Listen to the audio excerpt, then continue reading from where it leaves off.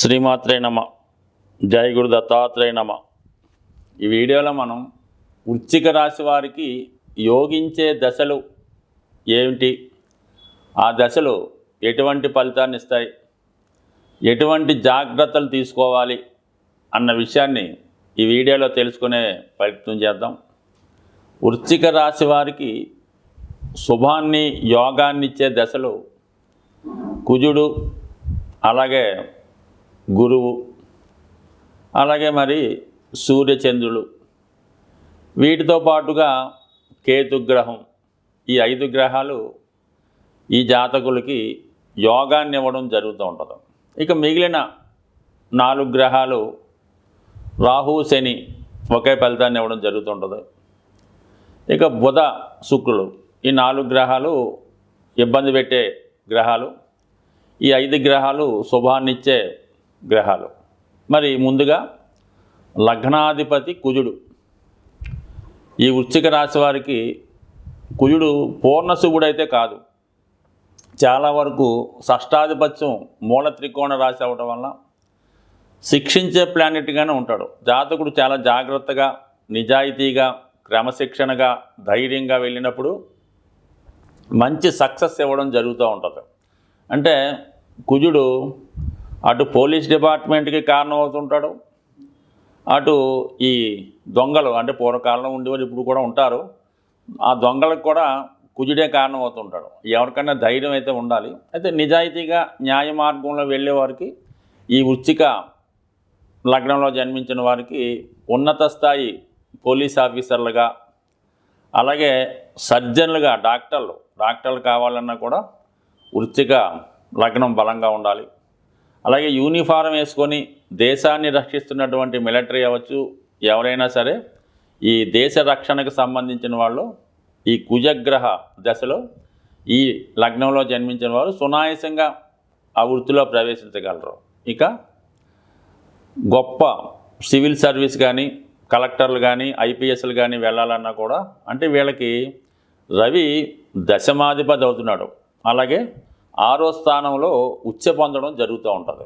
ఈ 2 కారణాల వల్ల ఈ వృశ్చిక రాశి వారు, వృశ్చిక లగ్నం వారు పొందినంత సులభంగా ప్రభుత్వ ఉద్యోగం అన్నది మిగతా వాళ్ళు పొందొచ్చు, కానీ వీళ్ళు చాలా ఈజీగా పొందుతారు. పైపెచ్చు వీళ్ళు ఏ రకంగా సరే గవర్నమెంట్ సర్వీస్ చేయడం జరుగుతూ ఉంటుంది. ఈ కుజ మహాదశ వీళ్ళ యొక్క జీవితంలో, ముఖ్యంగా ఈ పరీక్షల టైంలో ఎవరైతే ఈ గవర్నమెంట్ ఎగ్జామ్స్కి ప్రిపేర్ అవుతున్నారో ఆ టైంలో ఈ యొక్క కుజ మహాదశ వస్తే మాత్రం వాళ్ళు 100% ఇటువంటి ప్రభుత్వ సర్వీసులోకి ప్రవేశించే అవకాశం ఉన్నది. ఇక దాని తర్వాత రవి మహాదశ. రవి కూడా వీళ్ళకి దశమాధిపతి అంటేనే వృత్తి సంబంధించింది, రవి అంటేనే ప్రభుత్వం. అందువలన రవి మహాదశ జరుగుతున్నా కూడా వీళ్ళు మరి ఈ విధంగా ప్రభుత్వ సర్వీస్కి ప్రయత్నం చేసినప్పుడు, ముఖ్యంగా సివిల్స్ లాంటిది, రెవెన్యూ డిపార్ట్మెంటు, మెడిసిన్, సో ఒకటనే ఉంది, ఏదైనా ఒక ముద్రణ అధికారం కలిగి ఉంటుంది. ఒక సంతకం పెడితే ఏ పని అవుతుందో అటువంటి ఉద్యోగం రవి మహాదశలో కూడా ఈ రాశి వారికి రావడం జరుగుతూ ఉంటుంది. అది సాధారణంగా 6 సంవత్సరాలే కాబట్టి ఆ జాగ్రత్తగా ఆ దశ నడిచే టైంలో మరి అటువంటి ఎగ్జామ్స్ రాయడం వల్ల అందులో ప్రవేశించవచ్చు. లేదా ఆ టైంలో కొంతమంది ఏంటంటే ఈ పాలిటిక్స్లో ప్రవేశించడం కానీ, ఈ గవర్నమెంట్ సంబంధించిన వర్క్లో ప్రవేశించడం, ఇటువంటివి చేయడం వల్ల కూడా ఈ రవి దశ 6 సంవత్సరాలు వీళ్ళకి యోగిస్తుంది. అయితే ఒక విధంగా కుజుడి కన్నా రవి వీళ్ళకి చాలా బాగా యోగించే గ్రహం.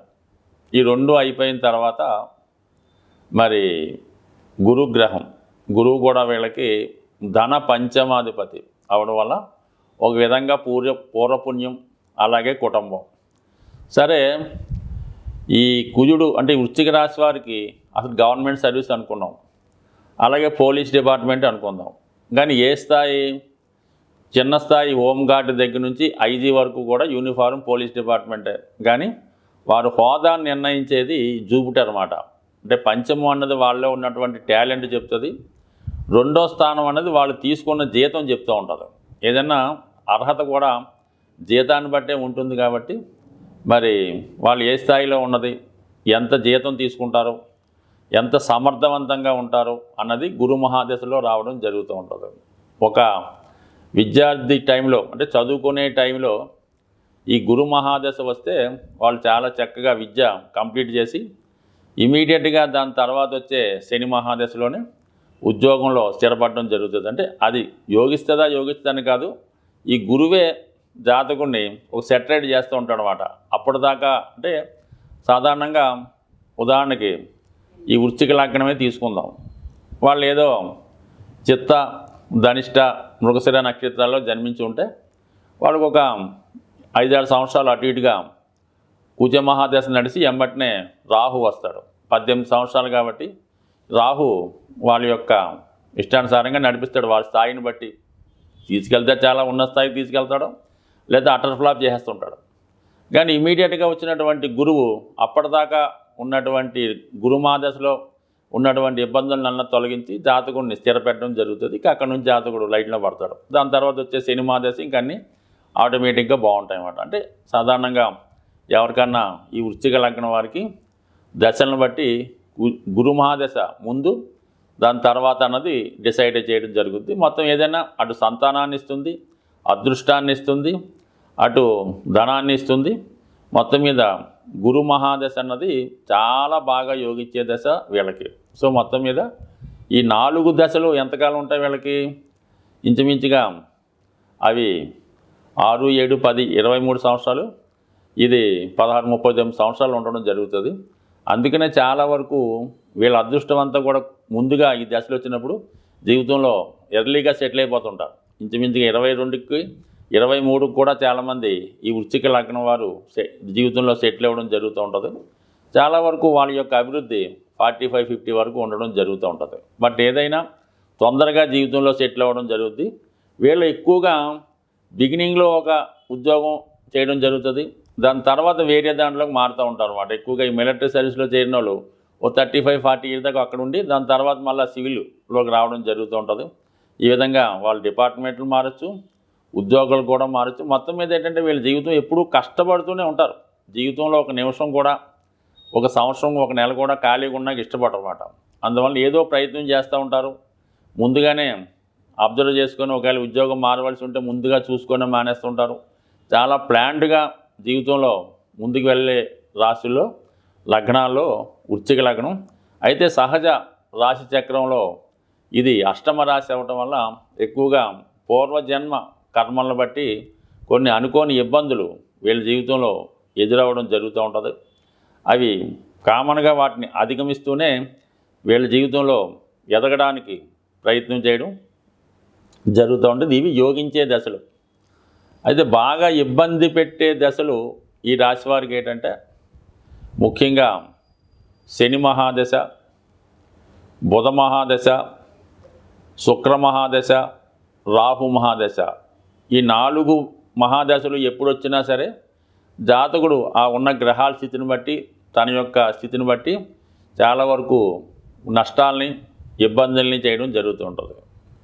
శని భగవానుడు తృతీయ చతుర్థాధిపతిగా ఉండడం వల్ల ఏంటంటే చిన్న స్థాయి ఉద్యోగాలు ఇవ్వడం జరుగుతూ ఉంటుంది. ఆ దశ వచ్చినప్పుడు మీరు ఎంత ఐపీఎస్కి ఐఏఎస్కి ట్రై అయినా చివరికి ఏ గ్రూప్ 4, గ్రూప్ 1, గ్రూప్ 2లోనో జాయిన్ అవ్వాల్సి ఉంటుంది.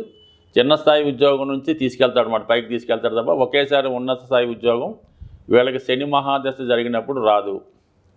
ఇంకా శుక్ర మహాదశ, సప్తమ వ్యయాధిపతిగా శుక్ర మహాదశ వచ్చినప్పుడు ఈ యొక్క చదువుని, ఉద్యోగాన్ని వీటిని పక్కన పెట్టి భార్య, పిల్లలు, జీవితంలో సంపాదన, సుఖపడటం వీటి మీద ఎక్కువ కాన్సన్ట్రేట్ చేయడం జరుగుతూ ఉంటుంది.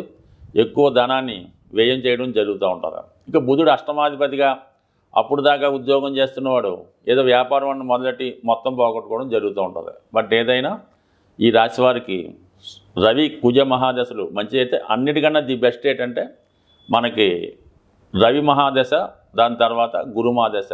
అందుకనే వీళ్ళు ప్రతినిత్యం సూర్య భగవానుని సూర్య నమస్కారం చేసుకోవాలి.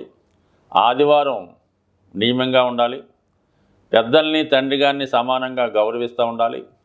వివాహం అయిన తర్వాత కూడా పేరెంట్స్ని పోషించే బాధ్యత తీసుకుంటే ఈ వృశ్చిక రాశి వారికి పూర్వజన్మ ఇబ్బందుల నుంచి తొలగే అవకాశం ఉంటుంది. బట్ ఏదైనా ఈ రాశివారి జీవితంలో ప్రారంభంలో కష్టపడినా చాలా వరకు చివరి జీవితంలో చాలా సక్సెస్ఫుల్గా అదృష్టంగా మారే అవకాశం ఉంటుంది. వారు గత జన్మ కర్మలు ఈ జన్మలో తీర్చుకున్న తర్వాత జీవితంలో సుఖంగా హ్యాపీగా ఉండే అవకాశం ఉంది. స్వస్తి.